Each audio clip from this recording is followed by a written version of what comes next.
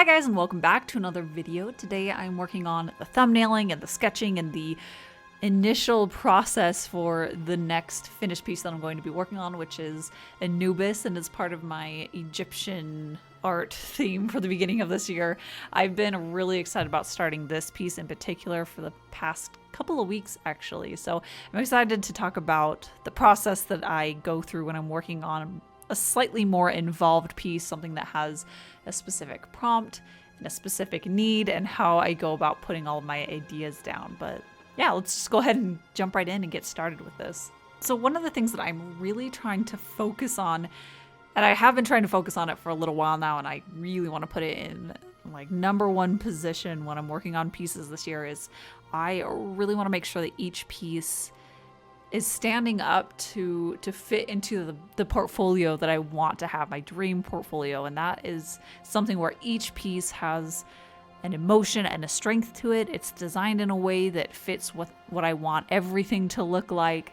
So when I'm starting off, at least the last few months actually, I've started off with just writing down words and ideas of what I want it to be.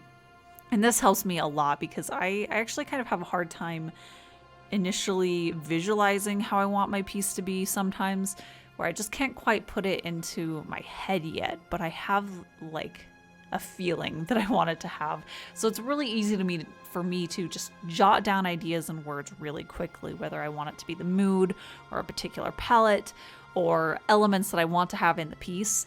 And for this one, I actually did have a clear idea in my head when I was first thinking about Anubis and how I wanted to draw it, and that was really unusual and really exciting actually. So that's why I wanted to jump into thumbnailing for this one as quickly as possible, is because I wanted to try to preserve that image that I had in my head, as well as those words that connected to it. So for Anubis, I had done some research on him, and most of us recognize Anubis and kind of the general points of interest about him, but I couldn't remember what exactly the animal that his dog head is, but it is a jackal. So I needed to make sure that I got reference for jackals, as well as Egyptian artwork that portrayed Anubis and how they portrayed his jackal head. So I wrote down that. I wrote down his name, jackal, the blue and black color scheme that initially just popped into my head. I knew that I wanted it to be this really rich, dark palette. And Anubis is the god of the dead, so initially I had this idea of ghosts, whether it was something wispy or something a little bit more specific, like actual ghosts. I hadn't quite seen that in my mental image, but I knew that I wanted maybe something that tied to that a little bit more, his purpose behind it. And that initial image that I got in my head that I mentioned already, usually the way that works is that I'll have like a specific couple of details that are in my head when I imagine it, but a lot of it is still really fuzzy and vague, and I haven't figured it out yet. But that first thought that I had of Anubis was just a straight on, very symmetrical shot of his face and perhaps him gesturing or motioning, but I hadn't really formed what his hands would be doing. And I knew the color palette, blue, blacks, that was it really.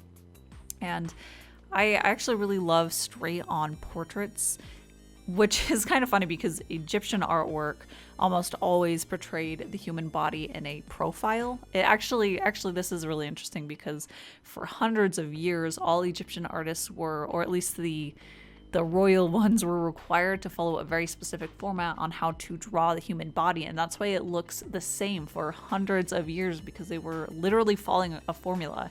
So I thought it was kind of funny where normally in ancient Egyptian artwork, the body is shown straight on the side, the profile, but I wanted to show straight on his face because I find that that's a very powerful kind of a pose.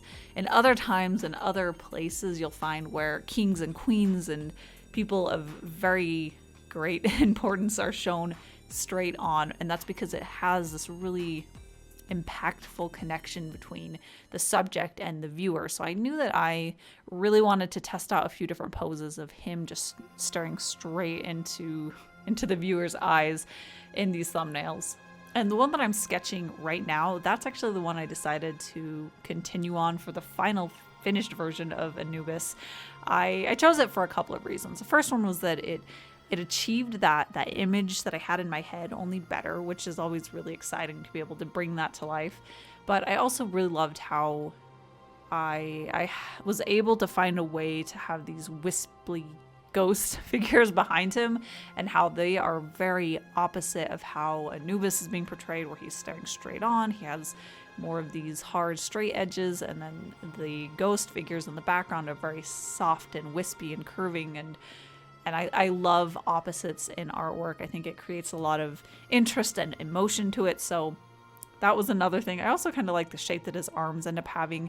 And these are all points that, as I work on the refined sketch where I get the anatomy correct and I really get into how I want the line work to form, I need to make sure that I still get that flow and that rhythm to what I have in this thumbnail, which is something that can be really hard to bridge the gap between when you're working really loose and small and quickly into moving onto something a lot bigger and slower and more accurate, or more comparing it to your reference photo. One thing though that I definitely want to do different is I need to lift up the figure Anubis so he's not just barely grazing the bottom of the painting with its fingertips. That feels really jarring to me, so I need to make sure that there's either more overlap or less with his fingers so that there's more of a gap between. And I definitely want to do that option because I love the potential to show emotion through hands and fingers. I think that they're really fun to draw when they can work, and they have a certain elegance to them. So I definitely want to show the full range of his hands. He needs to be bumped up more so that they have room to breathe. But I kind of have a rule for myself when I'm working on thumbnails. If I hit one that I feel like it might be the one, it might be the final one, I can't let that be the last one that I sketch. I always try to do a couple more and really put my all into those to try to best it, or to try different things that I hadn't done in the other thumbnails yet, to make sure that one that I had that good feeling about, that's still the one I choose. I would definitely not want to settle on the first one that felt right, and then as I was working on it, I started to run into things that I'd wish I had tried.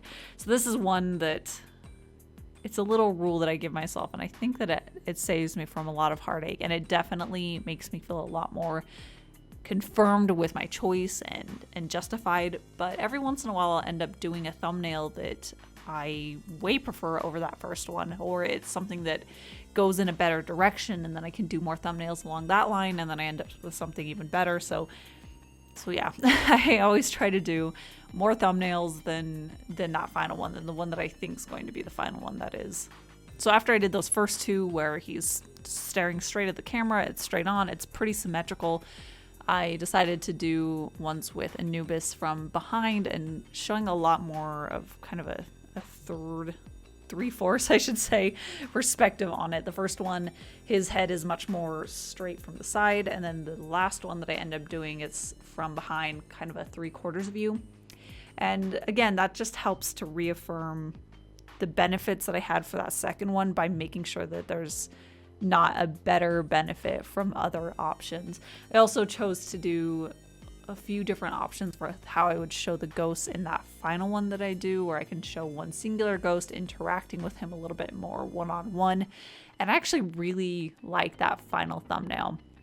And that's why it was a little bit more of a decision that I had to make, rather than one that it was just like automatically there once I drew that first one, where I sketched out all 4 of them, and there were 2 that really stood out and I really liked them. And I actually love being able to look at a couple of them and make very specific pros and cons arguments for why which one would work better and which ones would work less well. So that was really fun to be able to look at the 2 options that I liked the best and see which one portrayed my concept the best, because then I felt like I really had the one that I would feel the most excited about continuing all the way to a final piece. And I will be back on Saturday with another video. I don't think it'll be the final of Anubis. I think I'm going to spend a little bit of time getting him the way that I want, and and the best possible Anubis that I can do. But I do have a link down in the description that'll take you over to my art shop. I have a new golden scarab sticker that I'm really excited about. It is vinyl. I also have a link to my Patreon, which is a great way to help support this channel and the artwork that I do, and to get some exclusive content. But that's it for today. So I will be back on Saturday with another one. So thank you so much for watching, and I'll see you then.